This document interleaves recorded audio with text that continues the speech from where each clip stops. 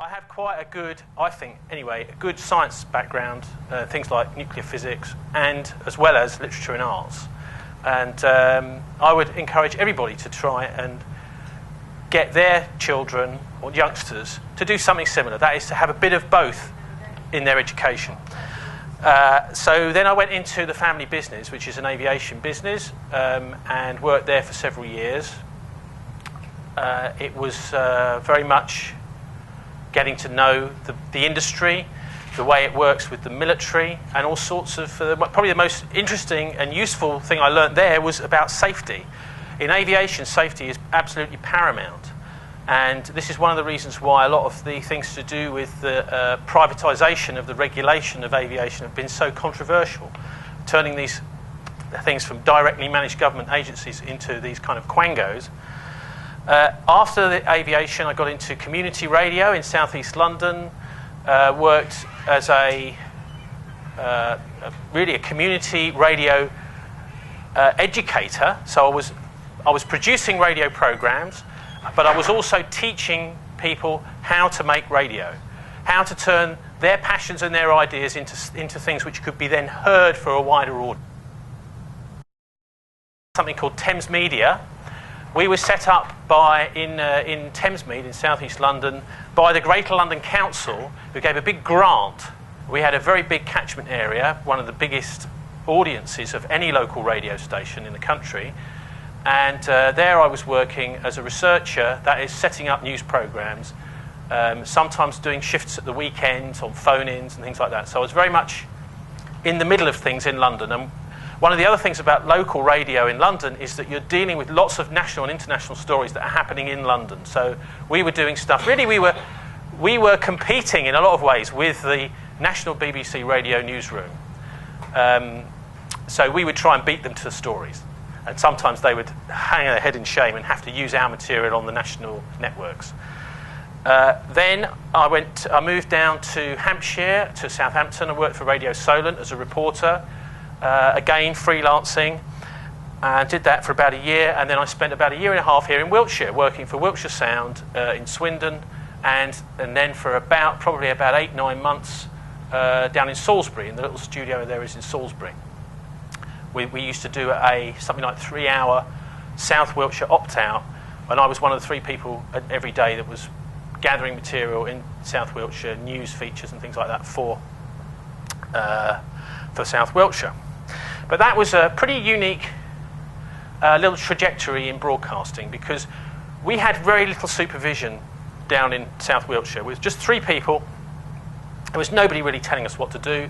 All the managers up in Swindon cared about was whether the airtime was filled with reasonably good material.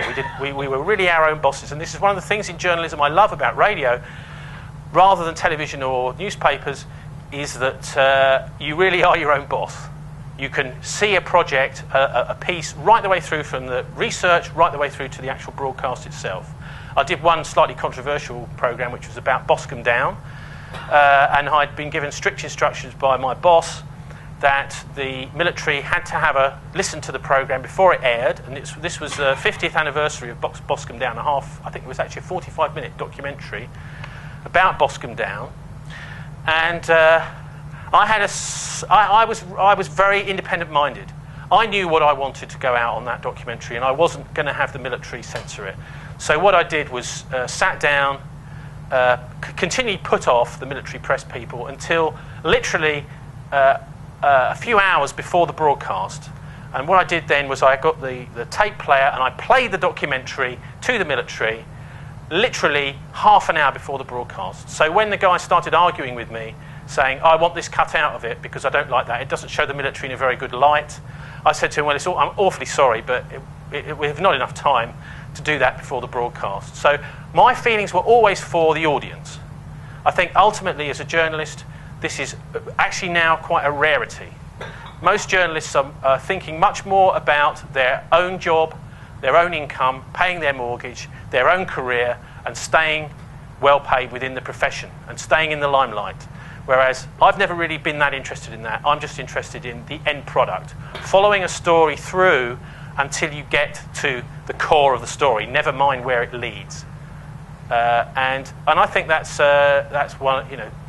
There are a lot of journalists around that do that, but you can't stay in full-time employment like that because you won't last 5 minutes.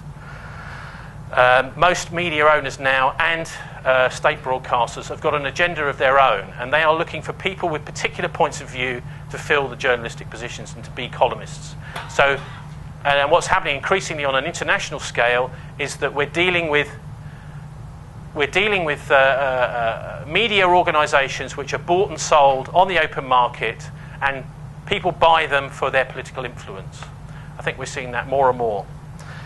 Okay, after that, Wiltshire Sound, I started doing some environmental campaigning.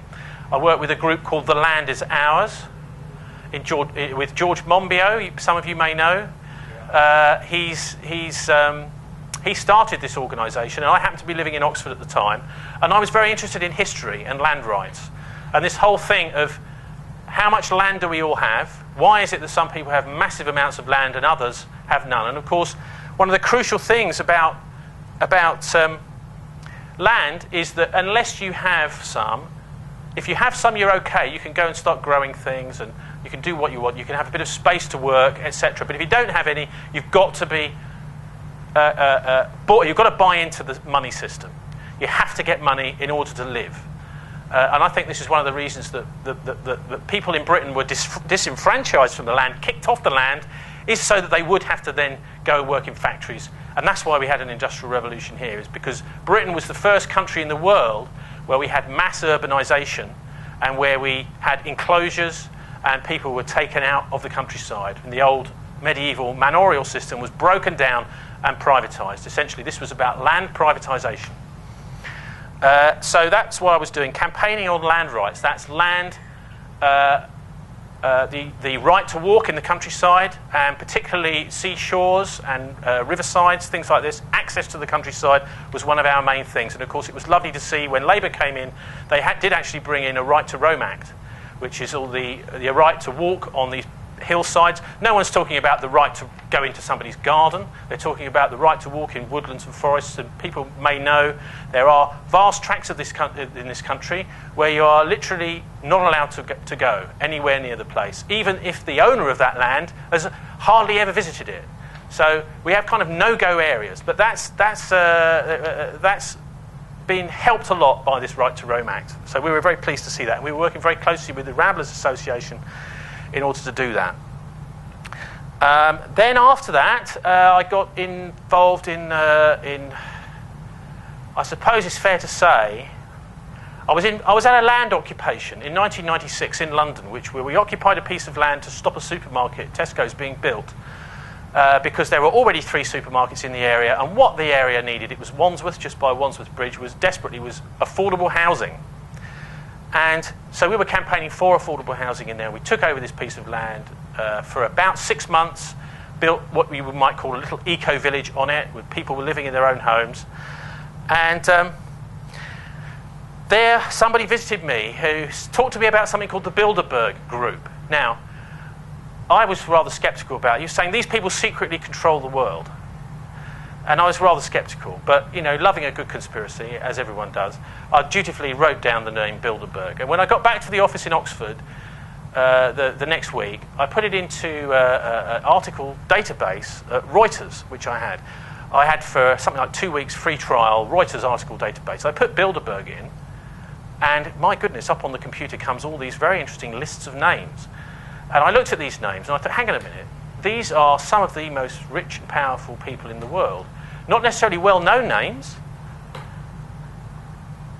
not necessarily well-known people, but powerful nevertheless. We're talking about people like the head of the European Central Bank, the head of the IMF. Most people wouldn't recognise these people in the street.